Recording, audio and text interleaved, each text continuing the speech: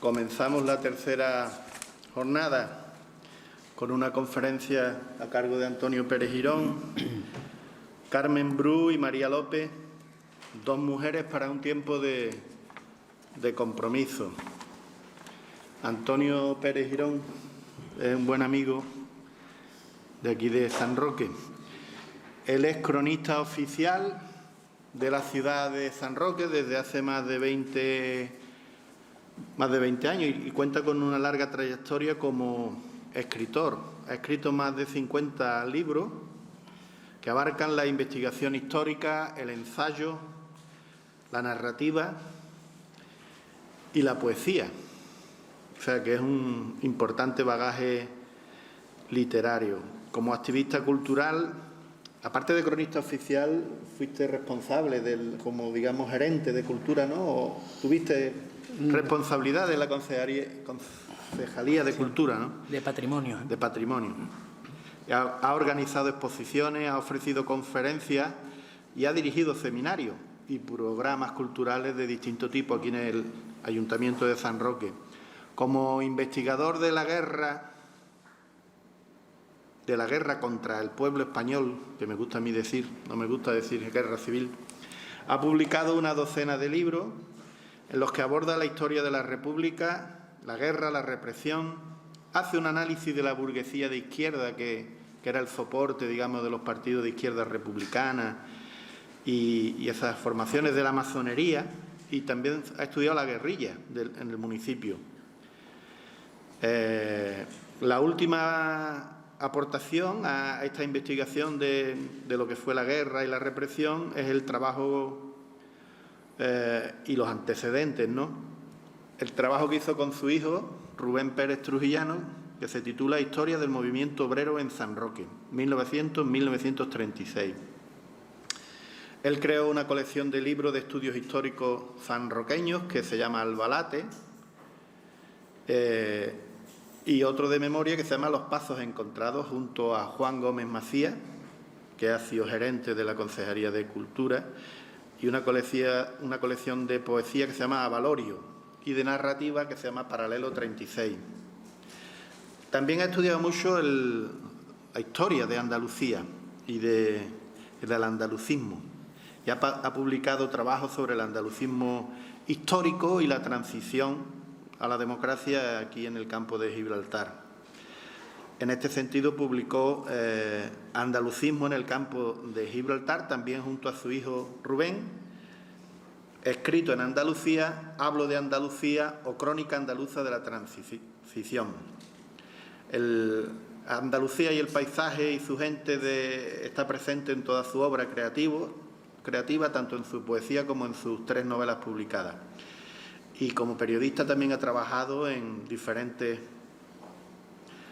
medios andaluces. Coincidimos nosotros en Europa Sud, Antonio. En fin, qué tiempos aquellos. Y también ha sido director de la revista LACI, jefe de informativos de Radio Alameda y responsable del gabinete de prensa en los cursos de verano de San Roque. Y entre sus publicaciones sobre el mundo de la comunicación figuran obras como Periodista de Pueblo, El periodista confinado o San Roque y su prensa, 1880-2006. Así que, Antonio, adelante. Muchas gracias. Muchas gracias a ti, Juan, y muy buenos días por acompañarnos en esta ponencia. Bueno, pues a mí me corresponde quizás tratar el tema más local de todos los que se están exponiendo en este seminario. El primer día se refirió la profesora Teresa María Ortega a la violencia subsidiaria respecto de las mujeres sin vínculo político de ningún tipo. Aunque la hubo también en esta ciudad, y a lo mejor, si nos da tiempo, podríamos también mencionar algún caso, no es precisamente el caso de Carmen Bru y María López, pues ambas eran personas comprometidas desde el primer momento y desde su juventud. A una de ellas tuve la suerte personalmente de conocerla. Fue una historia que permaneció oculta durante largos años. todo el periodo de la dictadura y parte de la democracia, que en los primeros años tampoco había mucha gente dispuesta a hablar. Y eso, pues, tanto una cosa como otra la recogí en 3 libros. De la memoria de Marina Ortega Bru, que la hice con Marina. Marina es la hija de Carmen Bru, era la hija de Carmen Bru, ya ha fallecido. Pasión y triunfo de Luis Ortega Bru, que contempla toda la historia de Carmen Bru, y por supuesto la de Luis Ortega Bru, su hijo, el insigne imaginero, y de su marido Ángel Ortega, que también fue asesinado, y Las fronteras del destino, que es este libro que habla de, hace ya mucho tiempo que se publicó, habla de María López, que fue la que yo tuve la oportunidad de conocer personalmente. Creo que aunque existen seguramente otras mujeres en el campo de Gibraltar, lo cierto es que siempre he situado las investigaciones mías en el municipio, pero a mí estas 2 mujeres me llamaron poderosamente la atención. Desgraciadamente a Carmen Bru no podía conocerla, pero sí que tuve la suerte, algunos de los ponentes que aquí han intervenido, bueno, pues ellos mismos decían que habían empezado tarde con las investigaciones. Yo empecé muy temprano, muy joven, y creo que paralelo a mi compromiso político, que también fui muy joven, ¿no? Entonces, tuve la oportunidad de recoger los testimonios directos de los represaliados, de la gente que les habían matado a su familia, de la gente que habían estado en las cárceles y además, o sea, gente que había militado en las Juventudes Comunistas Unificadas, en la Unión General de Trabajadores, bueno, todas las organizaciones, que eran gente que estaban, si no durmientes, al menos mantenían todavía su ideología a la espera de un cambio en España. Yo tuve la oportunidad de conocerlo y, por lo tanto, tuve esa suerte de conseguir los datos de primera mano, no de una generación ya posterior, sino de la gente que vio, también de la gente de la Falange, que protagonizaron aquí ciertos hechos, aunque en este caso pues su participación y su colaboración fue pues muy corta y para mí con bastante desagrado, pero siempre me aplico el axioma periodístico de contrastar las opiniones, sobre todo cuando lo que se manifiesta es sumamente importante, sumamente grave, ¿no? Como decía, yo creo que para entender un poco la visión que tuvieron María y Carmen, hay que situarse en el San Roque de la época. Una ciudad de una arraigada presencia liberal y republicana, que había tenido un diputado ya republicano y también que fue senador, como fue Ojeda Martín, a finales del siglo XIX y como senador ya hasta 1911, un hombre de enorme prestigio y donde siempre se mantuvo una minoría republicana a pesar de las componendas que existían entre los conservadores. Y aquí, al producirse la alianza entre los socialistas y los republicanos, más presencia, por los socialistas era prácticamente mínima, la gente del Partido Socialista de San Roque estaban afiliados en la línea, que sí tenía una preponderancia el Partido Socialista, bueno, pues se manifiesta en la victoria de la candidatura republicana por mayoría absoluta en las elecciones de abril del 31. Y ahí ya se escenifica esa pasión que tenía Carmen Bru cuando se pone a la cabeza con la bandera republicana y sube la calle San Felipe hasta el ayuntamiento que proclama el gobierno municipal republicano. Fue un ayuntamiento que, a pesar de las dificultades que tenía, abrió las puertas prácticamente a la gente más humilde, afrontó el problema del paro que afectaba al obrero del campo. Para ello se puso en marcha un plan especial de obras con un presupuesto de la época superior a las 100.000 pesetas. Al mismo tiempo se benefició al pequeño labrador consiguiendo un préstamo para más de 50 agricultores. Ello no impidió que la discusión siempre de las bases de trabajo provocara pues, constantes huelgas, ¿no? Y llevara al conflicto de los trabajadores. La educación, por otro lado, fue una preocupación permanente de la gestión municipal. Se pretendió un instituto de segunda enseñanza y, como no se pudo, se apoyó al de la línea que iba a desaparecer en los presupuestos del Gobierno de la República, y se apoyó porque los estudiantes de San Roque que podían estudiar de familias humildes estudiaban en la línea con una beca del ayuntamiento y se beneficiaban de ese centro. Se crearon 2 colegios donde no lo había, en Puente Mayorga y San Enrique. En Puente Mayorga se creó una biblioteca pública también. Una cosa muy importante que se hizo fue la ayuda a la lactancia, que había muchas familias que no podían sostener a sus bebés, y se redujo la mortalidad infantil, y está demostrado de que eso ocurrió en muy poco espacio de tiempo. Actuó también con rapidez ante la posibilidad de que se marchara el cuartel de San Roque, porque, bueno, porque eso daba vida y actividad a la población y al comercio. Y la moderación y la decidida defensa del patrimonio artístico quedó patente con la vigilancia que hizo la propia corporación, con el alcalde a la cabeza, durante los sucesos de mayo del 31 con la quema de algunos templos.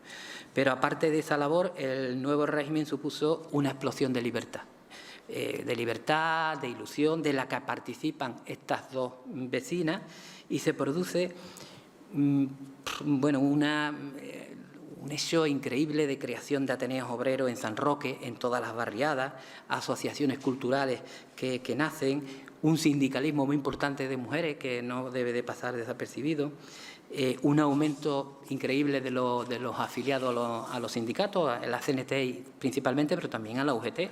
Los trabajadores del mar eran todos de la UGT. Y también tuvo protagonismo con la aparición del periódico El Altavoz, que fue una auténtica plataforma donde se contrastaban las ideas de todos los republicanos, desde los más conservadores, de la derecha republicana, con la más izquierdista. Ese es el marco donde el escenario donde se van a desenvolver la ilusión de estas 2 jóvenes de San Roque.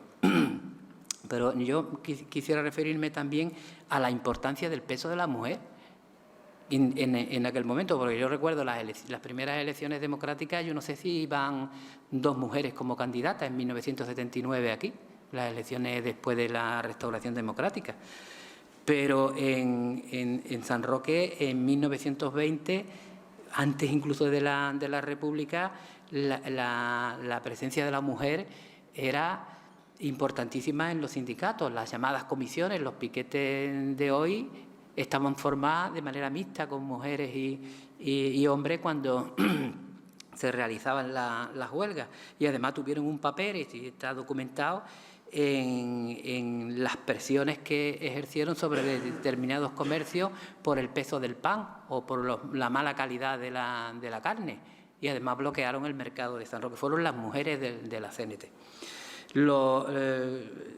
En algunas asambleas las mujeres tuvieron más protagonismo que los hombres en las intervenciones. Se puede ver en las actas que no destruyeron, que están todavía en el archivo municipal, donde intervienen. Y hay una en donde participan 40 mujeres y superan al número de hombres. Incluso en una de las reuniones de ese año encontré una nota que se recoge que se acordó el nombre de una delegada para presentarse en el Congreso. Lo que pasa es que no se especifica más datos.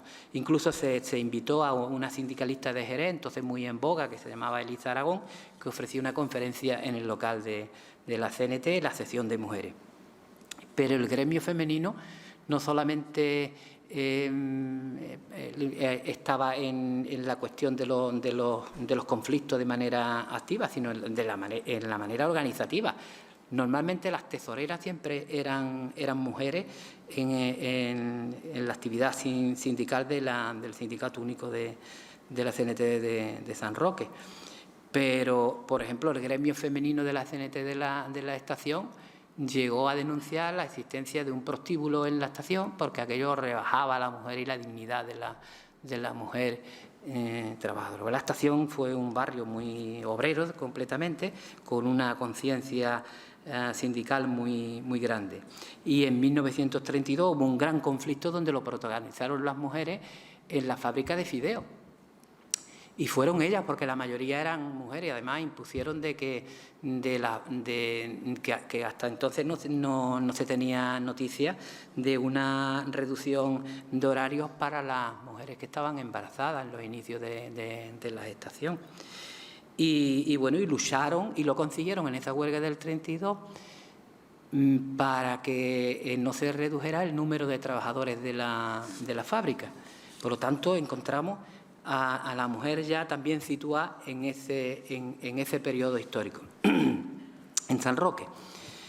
Y bueno, pasando a la primera de las protagonistas, la historia de Carmen Bru, bueno, pues la historia de una gran ilusión y de una enorme tragedia también, ¿no? Que alcanza a todos los miembros de la familia y que además es una tragedia, lógicamente, entrecruzada, y aunque se desarrolle en diferentes escenarios.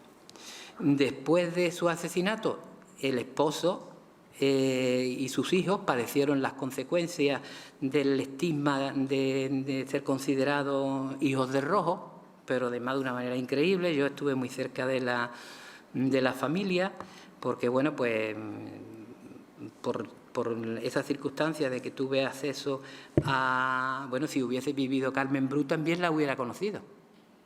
Si no hubiese muerto la hubiera conocido, y hubiera conocido a Ángel Ortega también. Por esto digo que esa amistad que tuve con Marina y Germinal, Germinal se tuvo que cambiar el nombre y convertirse en Herminia. Fijaros que los librepensadores que eran los padres, ¿no? Que los nombres absolutamente laicos.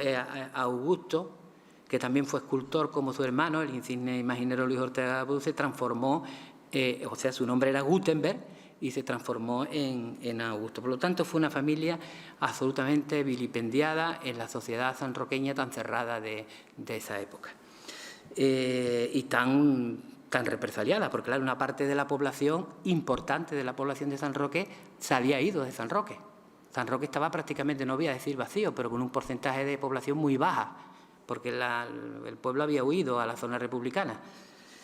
Yo me acerqué a la figura de Carmen Bru y de su esposo Ángel Ortega, como digo, a través de esas investigaciones de la guerra civil. A Marina yo la conocía de hacía mucho tiempo, de la oposición democrática, en aquella época clandestina, y la recordaré siempre junto a Germinar, al borde de una fosa abierta en el término de Tarifa, cuando intentábamos rescatar los restos de su madre, y que en una foto del libro de la Pasión de Ortega Bru, de Pasión y Triunfo de Luis Ortega Bru, está la fotografía, esa penosa imagen, ¿no?, de la que vivimos allí. A Marina la convencí. Marina era una luchadora absolutamente, entregada, ¿no?, para dar a luz esos escritos que ella tenía, que además reproduce. Es que estos libros están todos descatalogados. Ahí hay algunos libros que están puestos a la venta, que su destino es una asociación de aquí. Y ella dibuja, cuando llevan al padre, el dibujo no se ve, pero aquí aparece cuando van al Consejo de Guerra y va atado el padre en una cuerda de preso, y él va como el criminal más grande al inicio de la misma.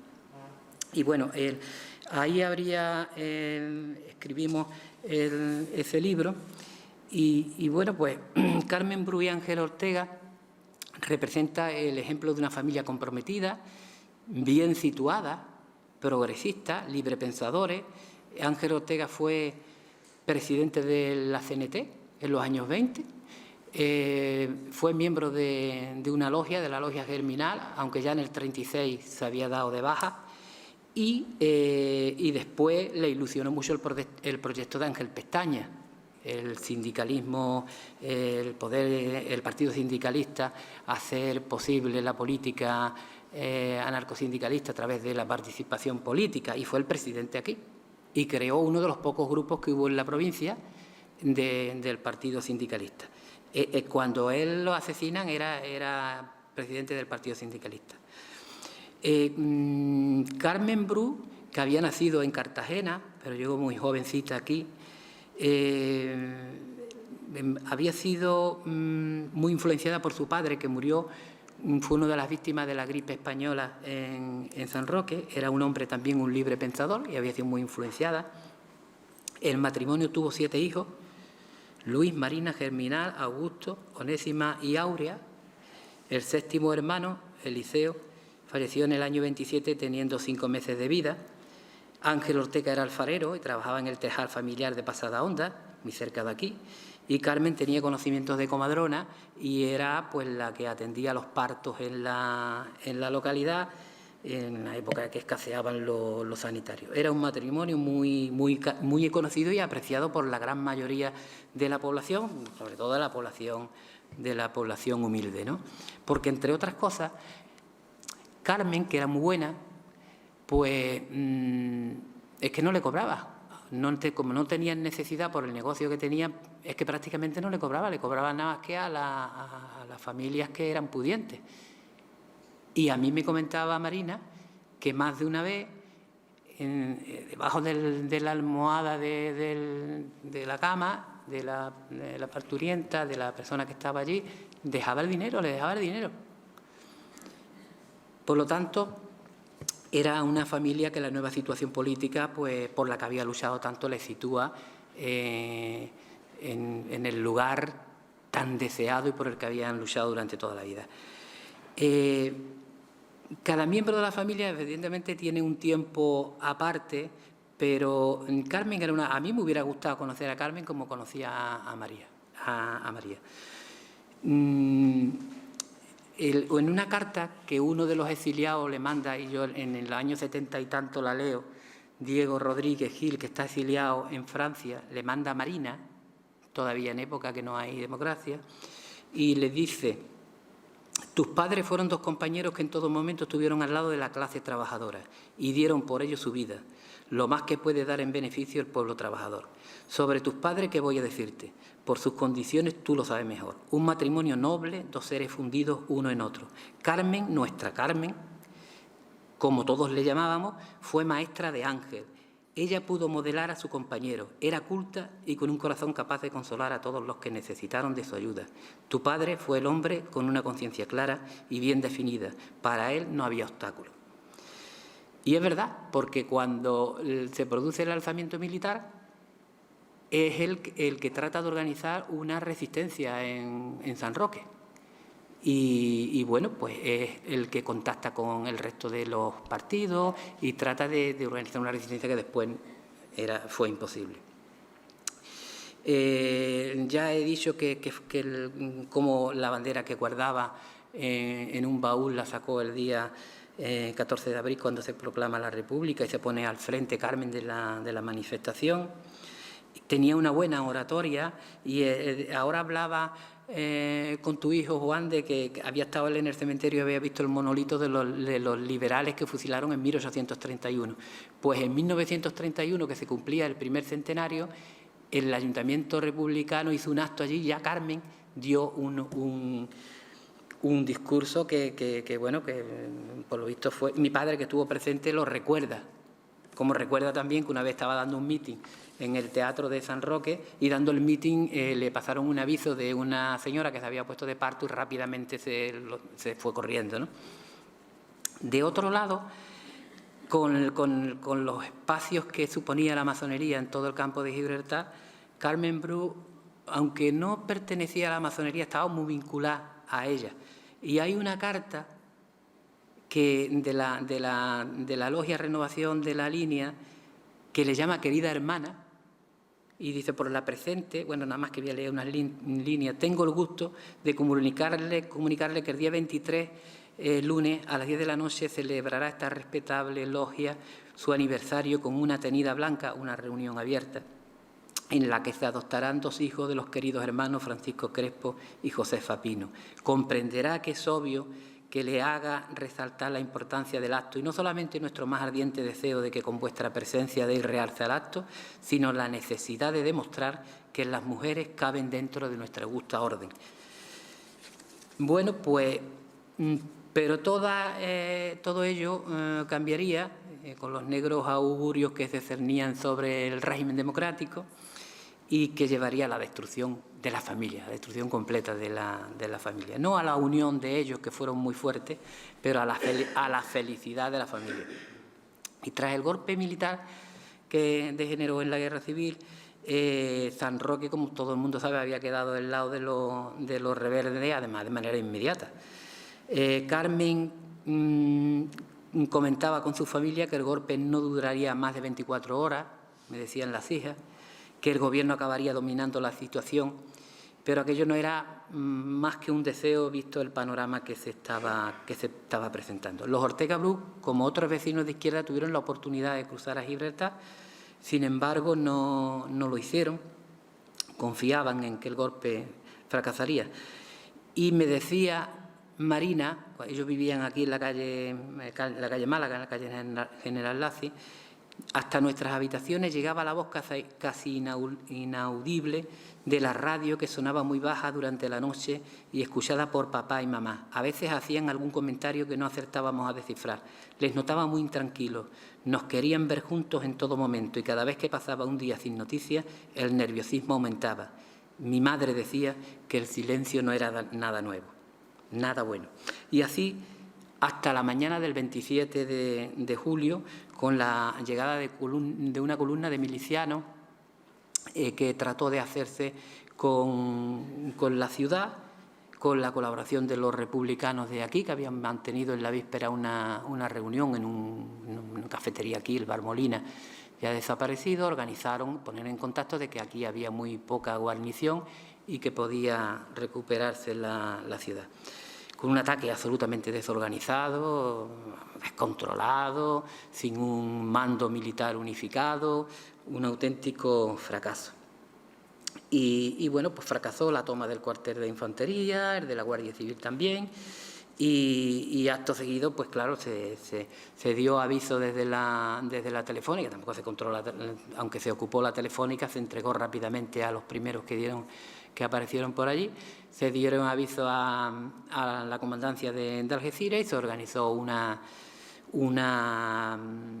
fuerza, pues predominando los regulares, los marroquíes, y un grupo importante de falangistas también y algunos militares.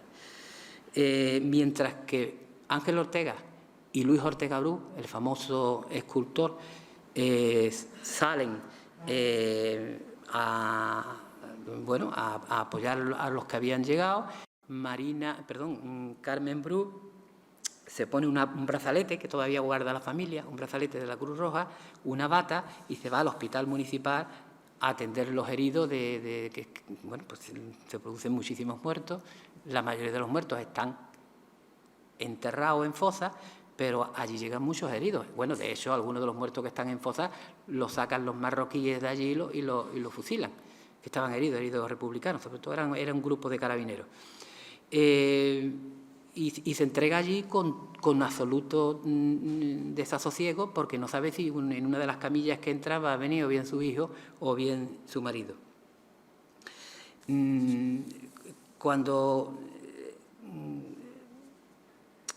en unas declaraciones posteriores que a mí Marina me hace sobre aquella jornada, porque tanto Luis como su padre se van a zona republicana y hacen la guerra, están en la defensa de Madrid y acaban la guerra, pasan a Francia y después vuelven. Pero bueno, están prácticamente desconectados de la familia. Y la familia se quedan, los niños se quedan, Marina era la mayor, se quedan en la casa de San Roque, pero claro, evidentemente Carmen estaba en el punto de mira. Una mañana se levanta y me dijo, cuando se levantó, me dijo que había tenido un sueño. Venían a por mí, me dijo. En ese momento llamaron a la puerta. Ya están ahí, me señaló, levantándose de la escalera donde estaba sentada. Dice, rebujó, que una palabra de las costureras, lo que estaba cosiendo y lo guardó en el delantal que tenía puesto. Se quitó la alianza y se la dio a mi hermana Germinal, que es la segunda, y a mí me entregó 8 pesetas. Era la Guardia Civil, que fue las que practicaron la detención. Entraron 4 o 5, registraron la casa pensando que mi padre se encontraba allí escondido. Mi madre se dirigió a ellos. Pueden registrar, pero aquí no está mi marido. Preguntó si se podía vestir y le dijeron que sí. Se puso un vestido y abrigo de color azabache, de 3 botones y zapatos negros con charol con hebillas doradas. He querido mencionar cómo sale vestida, porque esa es la última ropa conocida de Carmen, y cuando se intentó la recuperación, pues Marina y Germinal decían, iba vestida de esta forma, y la hebilla tiene que aparecer porque eso se permanece en el tiempo, ¿no? Pero no fue así. Y a pesar de ese comportamiento de Carmen, tan altruista, tan entregada, fue detenida, como he dicho, en su casa. Se hallaba con sus hijos, salvo Luis, que estaba junto a su padre y había marchado a zona republicana. Y vuelvo al relato de Marina, porque para mí me resultó, además me lo había repetido muchas veces, ¿no? Y digo, esto hay que escribirlo porque no se va a quedar nada más que en la memoria tuya. La metieron en el coche y ella sentó en su rodilla a la pequeña Aurea, que era la niña más pequeña que tenía 6 años. Llevándosela con ella, Germinal y yo salimos corriendo detrás, que son las 2 mayores. Entonces se podía circular por toda la calle Málaga en dirección contraria de la de ahora. El coche iba despacio, pero al llegar al cruce con la calle Reina, un poco más abajo, comenzó a acelerar. Aurea nos contaría que fue el guardia Medina, de triste memoria en San Roque, quien dijo al conductor, para que voy a coger a esas niñas y les voy a dar fuerte. Fue mi madre la que indicó al conductor que corriese más, que yo no las oiga gritar, decía. La llevaron al cuartel, donde hoy está el ayuntamiento. Curiosamente, el último edificio del cuartel, ¿quién lo iba a decir?, donde la interrogaron y donde salió ya por última vez de San Roque, el último edificio que ahora ha comprado el ayuntamiento, según me comentó el alcalde, va a llevar el nombre de Carmen Bru. Las paradojas de la vida, ¿no? La llevaron al cuartel y allí estuvo desde las 11 hasta las 2 de la tarde. A esa hora nos llamaron para que recogiésemos a la niña, porque ya ella la trasladaban. Fuimos Germinal y yo. Mi madre estaba sentada en el interior del coche, el coche que la iba a trasladar. Cogió a la niña y me dijo, llévatela. Cuando el guardia salió para entregarme a Aurea, yo me puse de rodillas llorando e implorando para que no se llevaran a mi madre. El guardia se sentó al lado de ella. Fue cuando me dijo la madre, no llores, Marina, y dame un beso. La besé y noté que estaba helada como el mármol. El 4 de agosto, eso ocurrió el 4 de agosto, y al día siguiente dice Marina que se trasladó a la cárcel de Algeciras, y allí, pues en la misma puerta, pues no la dejaron de pasar. Ya estaban las fuerzas marroquíes por las calles y demás. Ya se arriesgó a presentarse allí en Algeciras. Bueno, pues allí le contestaron que allí no estaba la madre. Le hicieron una expresión muy dura en que lo que había que hacer ya estaba hecho. Yo tengo la duda profunda de que ya estuviese muerta, que a Carmen la hubiesen matado. Porque Carmen escribe una carta fechada el 7, que bueno, que está ahí recogida, no la voy a repetir, pero que le dice a Marina, Marina, tú eres ahora la madre de tus hermanos, yo estoy aquí con la esposa del alcalde de Tarifa, que efectivamente que estaba allí, que la matan cuando la sacan a ella. Y yo creo que estaba viva todavía, pero a ella le dicen que no, que ya lo que había que hacer estaba hecho. Hay un baile de fechas en cuanto pudo morir, cuando no pudo morir. Algunos autores lo trasladan que probablemente permaneció más tiempo y los asesinatos ocurrieron en septiembre. Los asesinatos porque eran varias mujeres las que mataron. Y bueno, no está claro. No obstante, Marina estaba convencida de que había ocurrido eso en agosto. Todo cabe indicar, y no aparece en documento alguno, porque no hubo ni consejo de guerra ni nada, pero Aurea, la niña, que después muere muy joven, siendo una adolescente de leucemia, la familia es que fue increíble, la desgracia. La niña, cuando le preguntaban, dice que había 5 militares interrogando a la madre, que no hacían nada más que hacerle preguntas. Por lo tanto, tendríamos que entender que lo que se había producido es un interrogatorio por parte de los militares y que ya habían decidido ¿y por qué no la mataron en el momento? Bueno, pues yo no tengo constancia escrita, pero circuló una leyenda de que el teniente Torres del Real, que después muere en el frente, que estaba casado con una sanroqueña, se negó a que el fusilamiento ocurriera en San Roque porque iba a hacer un escándalo. Precisamente su mujer la había atendido, Amalia Oneto la había atendido en el parto, en uno de sus partos, Carmen. Y este hombre pues tenía una cierta integridad y él se negó a que eso ocurriera en San Roque. Es una leyenda, no lo sé realmente si ocurrió, pero el caso es que es trasladada a Algeciras. En Algeciras no sabemos el tiempo que permaneció. Hay unas ciertas incógnitas sobre ello, pero lo que realmente ocurrió, sabemos es que efectivamente la matan en Facina, en un campo de Facina. Marina me decía que ella temía que incluso hubieran abusado sexualmente de las mujeres, porque estaba Carmen, estaba, como ella decía en la carta, Antonia Marín, que era la esposa del alcalde de Tarifa, que estaba ya en zona republicana, Amador Mora, Ana Sánchez, que era la esposa de un exteniente de carabineros que también había pasado a zona republicana, y Ana Navarro, que era una mujer viuda, amiga de la familia, que trabajaba de sirvienta, de doméstica de la familia, que además no tenían vinculación política ninguna, que era lo que estaba hablando la ponente del otro día, que bueno, pues las mataron porque sus maridos estaban implicados, no pudieron cogerlos a los hombres y acabaron matándola a ella. Y tras un arduo empeño de las hijas, Marina y Germinal, en 1981 lograron que un juzgado de Algeciras dictara un auto para la inscripción en el registro civil de Tarifa, que era donde se había producido la muerte, ya fuera de plazo legal, pero es un documento permitido, y se recogía que el nombre de ella, cuyo óbito tuvo lugar en Tarifa el día 5 de agosto, dice, de 1936, al ser pasada por las armas como consecuencia de la Guerra Civil Española de 1936-39, aunque esta fecha pues no podría a lo mejor ser real.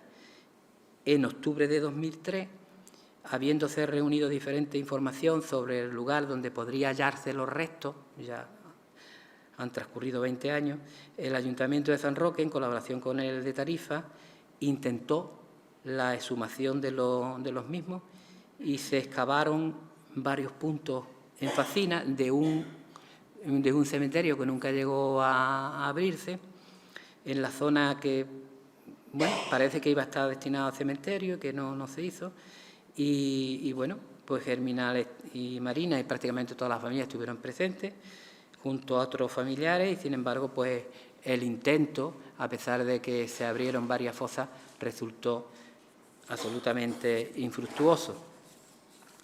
Y bueno, yo es que a Marina tengo que mencionarla en más de una ocasión porque también, aunque esta charla está centrada en Carmen, lo cierto es que, bueno, la tragedia familiar que vivió la familia de Ortega Bru fue impresionante, porque Luis Ortega Bru está considerado hoy uno de los grandes imagineros del siglo XX, pero es que Luis no pudo salir ni al extranjero hasta que no se murió Franco, porque no pudo sacarse ni el pasaporte. Si Luis, con esa formación casi autodidacta, hubiese tenido las posibilidades de viajar a los sitios, a las fuentes donde brilla la cultura y el arte, pues ¿qué hubiera sido, no?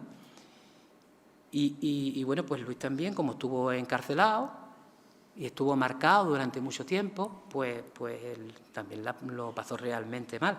Pero es que Marina, a mí pues solamente por contar una cosa, cuando se producía, por ejemplo, la caída de Bilbao, de cualquier ciudad, Barcelona, de cualquier ciudad republicana, se organizaba una manifestación y la parada obligatoria que hacían los falangistas era en las puertas de la familia y se la apedreaban. Y aquello era imposible, era una vida absolutamente imposible. Y me decía que cuando al atardecer bajaban la bandera en el patio del cuartel, Diego Salinas, la gente que se encontraba paseando en la Alameda se debía de saludar con el brazo en alto. Y claro, ellas, si les pillaba allí, procuraban esfumarse de alguna manera hasta que un falangista conocido de aquí las sorprende y las obligan a saludar y a mantener el saludo fascista durante el tiempo que se está produciendo ese hecho. Pero después una cosa muy grave, que es que Marina, y está recogido ahí también, sufrió abusos sexuales por parte de un guardia en una de las calles de San Roque. O O sea que fue una familia que reúne todas las características y conste que hay después muchas familias sanroqueñas que les daban comida a escondidas, que les daban trabajos de costurera, que procuraban de alguna manera de ayudarles, que esto también hay que decirlo. Pero después estaba esa sociedad local oficial, que era la que le hacía la vida imposible.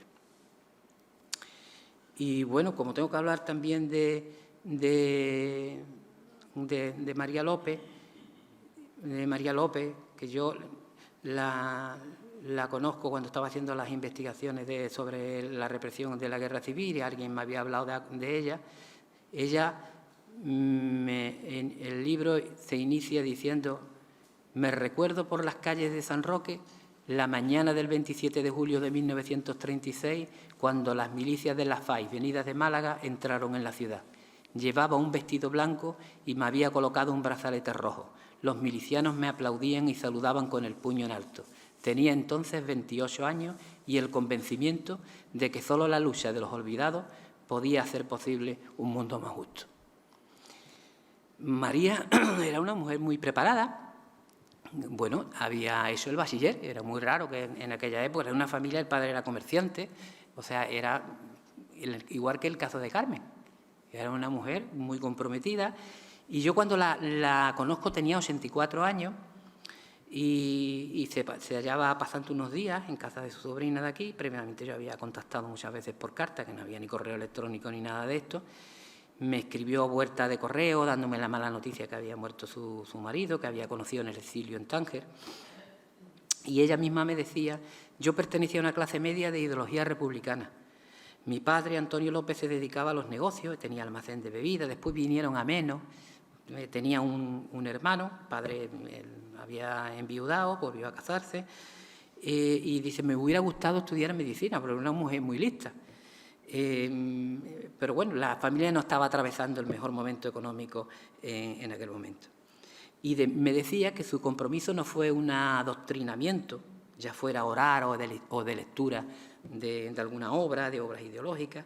Dice: aunque algo también leí, mis ideas, me decía, venían del conocimiento de una realidad que no podía dejarme al margen de lo que alrededor ocurría.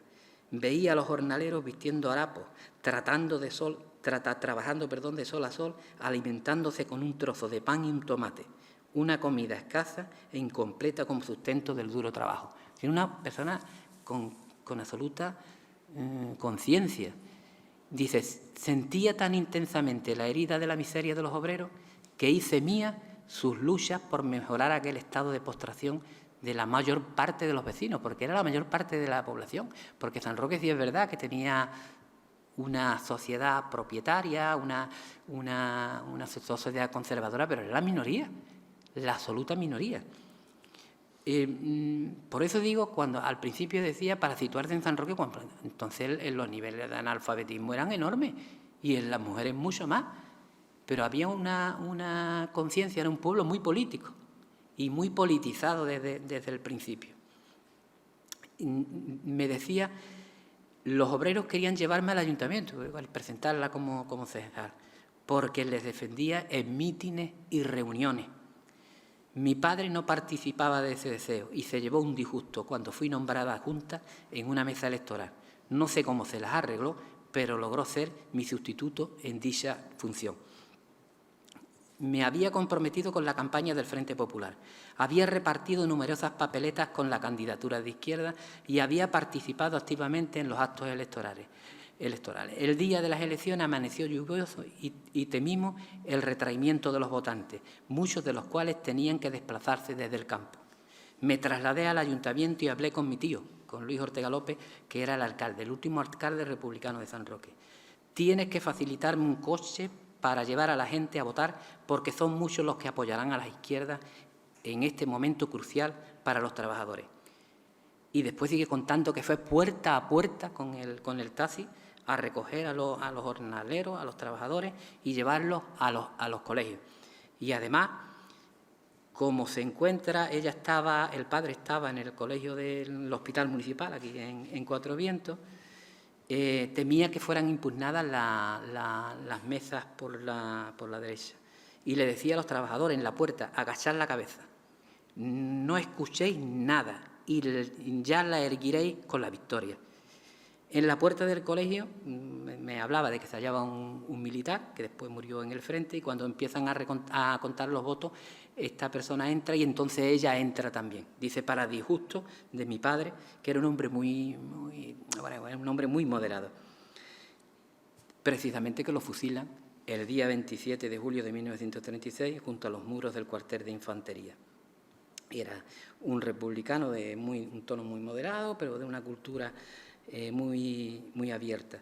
María nunca supo dónde lo enterraron, se murió con esa pena, como le ocurrió a Marina y a Germinal.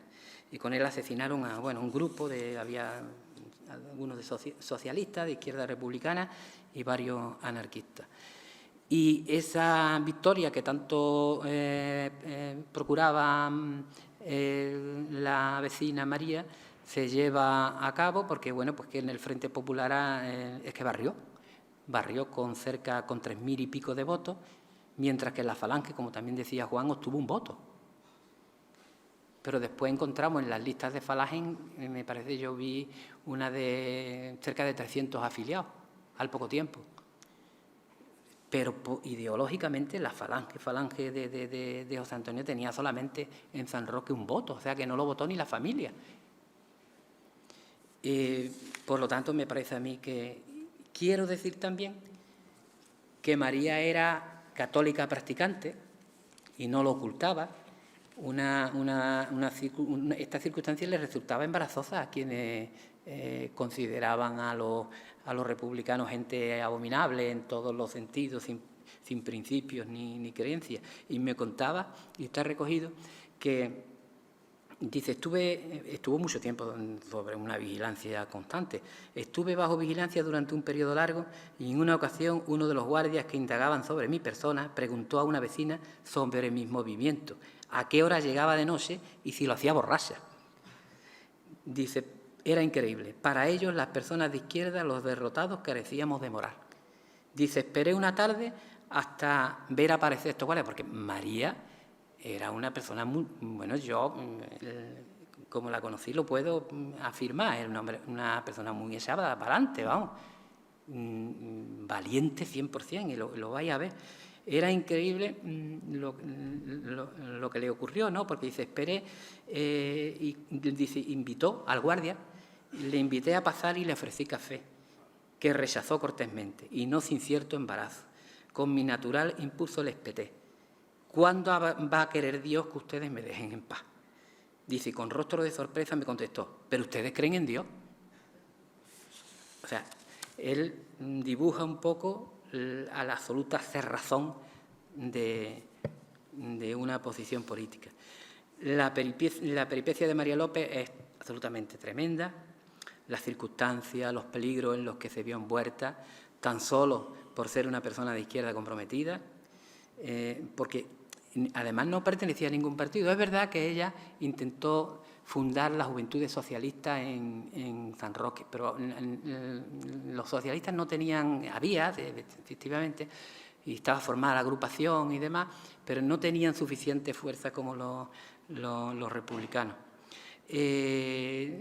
Y pues esa entrega a las clases populares la pagó con cárcel, la pagó, ella fue condenada a muerte. Era una mujer con profundas convicciones, con una enorme fuerza.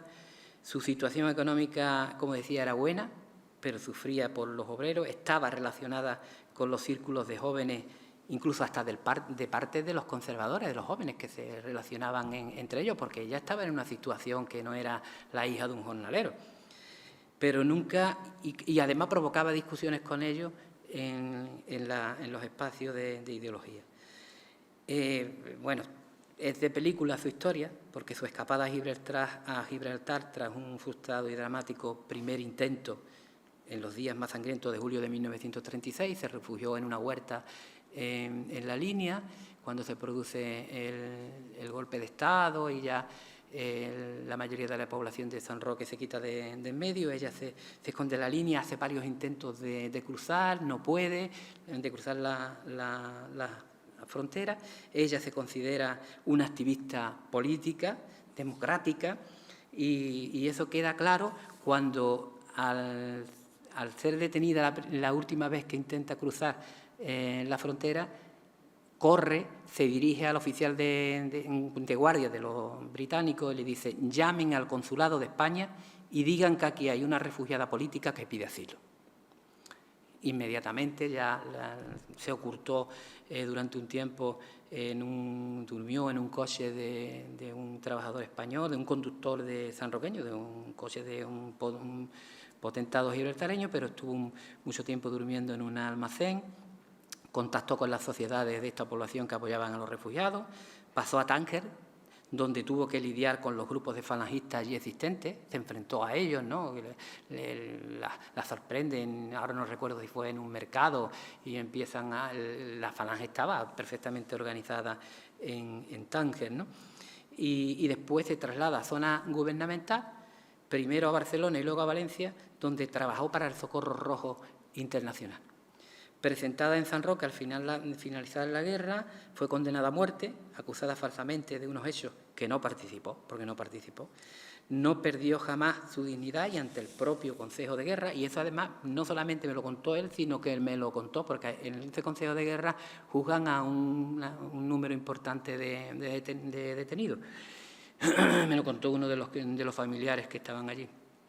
Cuando pide la palabra y rechazó las acusaciones que se le hacía, y de una manera muy, muy determinante ante el tribunal, y se escucha una voz de los familiares de los que están juzgando allí que dice: ¡brava!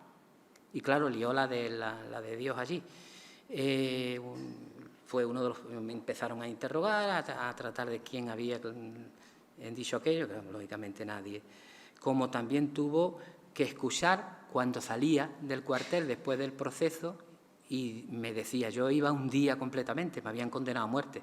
Dice: pero no les quise dar la satisfacción, Antonio, de salir humillada y salir de esta forma, ¿no? Y dice: mantuve la cabeza alta, sin hundirme, y escuchó una voz a sus espaldas que le dijo: será puta, con una pena de muerte y va risueña. Ni siquiera cuando salió en libertad vigilada la dejaron en paz. Fue nuevamente detenida y al salir protagonizó, en 1944, protagonizó un nuevo capítulo de su trágica vida.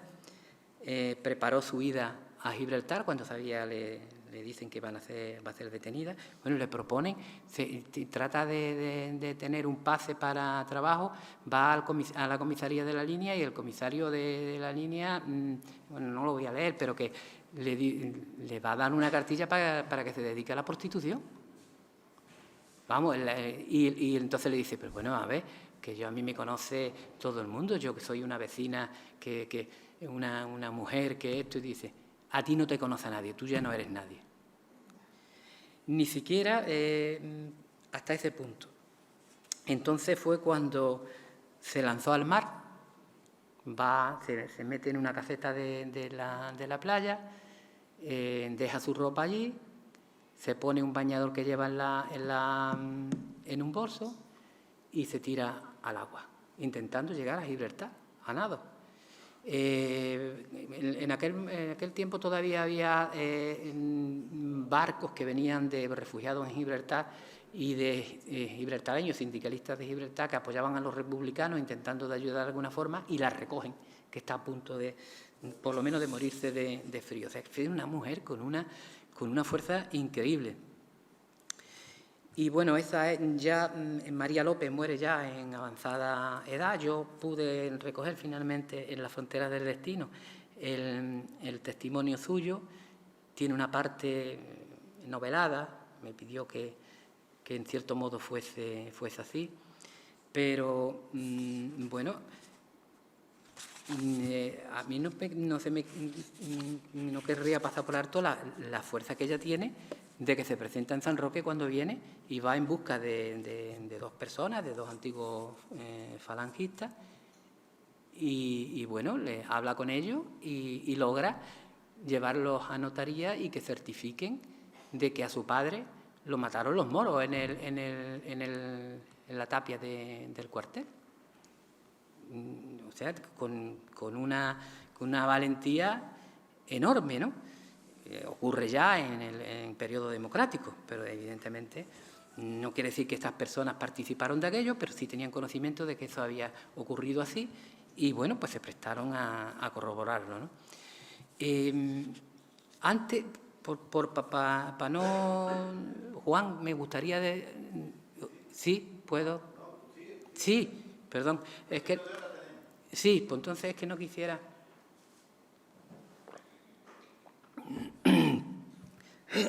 Perdón. Respecto a esa violencia subsidiaria, porque estas son personas que están ahí, ya he hablado de algunas mujeres que no, pero que fue mencionada por la profesora Ortega, que yo quisiera referirme a otra joven que compartió prisión con María López, a la que yo también conocí y a la que recuerdo enseñándome las cicatrices de las torturas y algunos de aquí la llegaron a conocer, que tenía en la espalda las cicatrices todavía de las torturas que fue sometida. Pues ella fue una víctima subsidiaria, el nombre que utilizó, ese calificativo que utilizó, María Palma, que además la detienen mientras amamantaba a su hija, y eso lo puede decir su hija que todavía vive, que era un bebé, la estaba amamantando en las puertas de su casa en la calle Larga. Y eso me lo contó ella a mí, bueno, y su hija lo puede corroborar. Pero es que se la llevan a la cárcel, o sea, la condenan a muerte, haciéndola partícipe de unos hechos en las que ella no participó porque ella no estuvo. Y además, todo se produce porque no da norte de donde están sus hermanos, que sí fueron miembros de la CNT activo y que ya estaban en zona republicana. Pero es que ella no podía decir dónde estaban porque se habían ido y no estaban. Y coincide con María López, y yo a ella también la conocí, pero fíjate tú, la mala sangre que hay que tener de despegar a una madre, que la condenan a muerte, que después la condenan a prisión, y después del tiempo María López se encontró con ella, y bueno, aquello fue emocionante porque bueno, se abrazaron llorando, bueno, es increíble, ¿no? Yo en San Roque, bueno, pues y hablaron aquí en un bar, que el bar El Koala, y bueno, pues ese testimonio que María López, porque al final, fijaros que el mundo dice que es como un pañuelo. María López está presa con esta otra señora, María Palma, cuando sacan a Ángel Ortega, al marido de Carmen Bru, y lo matan en Cádiz. Y bueno, porque no sé si será salirse un poco del tema, pero bueno, ya para acabar. Y a mí me contaban las dos mujeres que ellas estaban en el pabellón de mujeres, ellas le lavaban la ropa a Ángel. Ángel vino con Luis Ortega, con su hijo, Luis Ortega Bru, y lo detienen nada más llegar a la estación de San Roque. Ellos estuvieron en Francia, podían haber quedado allí, pero creyeron en esa falsa de que los que no tenían delitos de sangre y eso, bueno, y se metieron en una ratonera por completo. Y cuenta cómo cuando se van a detener a Ángel Ortega, no sé si aquí yo les podría leer algo respecto de esto, pero cuando detienen están ellas presentes y ven cómo sacan a Ángel Ortega en un coche, intentan ponerle las esposas, se revuelve, tira a los guardianes y le dan con un mosquetón en la cara, le ponen las esposas y se lo llevan a Puerta Tierra, se llama, que allí donde fusilaron a tantas personas. Y bueno, porque a Ángel lo condenan a muerte, pero yo creo que puedo demostrar, o que he demostrado en ese libro, que él no participó en los hechos tan graves que le acusaron, de la muerte de las 6 personas de derecha que fueron asesinadas en San Roque. Es que él no estaba allí. No estaba. Y yo contacté con testigos de que cuando se diversifican los grupos que actúan en San Roque ese día, él no estaba en ese grupo que fusila a estas personas. Estaba por aquí atrás, por la calle de Algeciras, porque cuando él intenta ese grupo de detener a la familia Vázquez de Solá, la familia del famoso caricaturista, que tenemos aquí la obra de Luis Ortega Bru. Y una de las hijas escribe en un momento dado en un periódico local de aquí, ese hecho, Lourdes lo cuenta y dice que pegan, habla de Ángel Ortega y de un fotógrafo que vive al lado, que además, bueno, de un retratista, dice ella, de la época y demás. Pero ese grupo no es el grupo que está en Cuatro Vientos, es otro grupo. Sin embargo, había tanto odio contra ellos que le asignaron como no tenía posibilidad de defensa, y al final acabaron matándolo. Pero no había, bueno, como ocurrió con tantísima gente, ¿no? Pero vamos, es que esto he tenido la oportunidad, además, de intentar de completar ese puzzle, y digo, es que infamia más grande, ¿no? Que no tiene nombre. Bueno, pues, varios días después del Consejo de Guerra, condenado a muerte, fue fusilado el 22 de diciembre de 1939 en Cádiz, a cuya prisión provincial había sido trasladado. Previamente había muerto un hijo, Dionisio, había muerto atropellado por un coche. Fíjate que no pasa un coche nunca y en el Toril, que iba con una bicicleta para llevar algo a la estación, al final lo atropella un coche y muere. Y él, que está preso en la cárcel, el de San Roque, al niño lo entierran, pero no lo dejan de salir ni siquiera para el entierro del niño. Y a mí me comentaban, porque es que me parece increíble, vamos, dice que estaban esperando para que lo sacaran, lo introdujeron en un coche estacionado en el patio de la prisión, volvió la mirada hacia arriba donde estábamos asomadas las dos, María, me lo cuenta María, las dos, y nos dijo adiós. Porque Ángel, además, era tío de María López. Cuando ya se lo llevaron, nos formaron a todas las presas preguntando que quiénes habían contestado al condenado, cuando le dijo adiós. Permanecimos en silencio. Dice, me encargaba de lavarle la ropa y aquel día quedó en los cordeles. Dice, María López me contó que su tío pidió hablar con ella cuando iba a ser ejecutado. La condenada recuerda aquellos momentos. Me despertaron las voces de mi tío. Mariquita López, dile a mis hijos que me llevan a matar. Vi cómo era empujado hacia el coche. Ella fue testigo de todo eso. Me desmayé de la impresión. Y Diego Rodríguez, que era un exiliado con el que, bueno, yo contacté en otro tiempo en Francia, de la CNT, me decía, el día de Nochebuena un oficial de prisiones se acercó a nuestra celda y nos dijo que podíamos cantar hasta las 12 de la noche. Era Nochebuena. Uno de los que dormía más cerca de la ventana le contestó que éramos personas y no reptiles, pues aún estaba el cuerpo caliente del último compañero. En ese momento quedó todo en silencio.